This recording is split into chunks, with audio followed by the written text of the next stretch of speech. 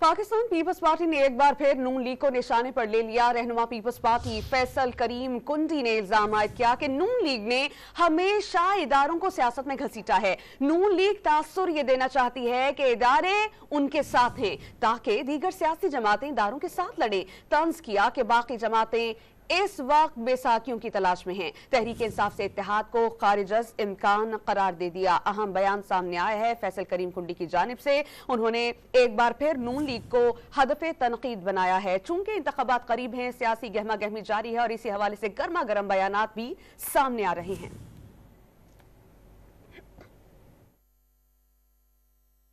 तासुर देना चाहते हैं कि इदारे हमारे साथ हैं और ताकि बाकी सियासी जमाती इदारों के साथ लड़ें।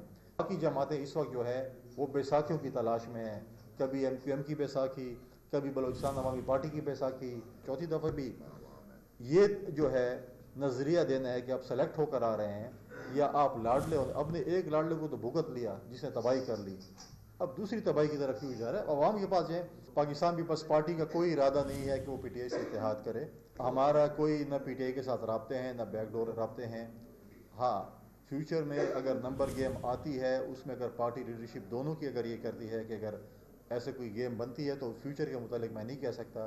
हम हर पिच पे खेल सकते हैं, जिस किस्म की पिच बना इंशाल्लाह हम खेलेंगे और इंशाल्लाह हम हुकूमत बनाने जा रहे हैं।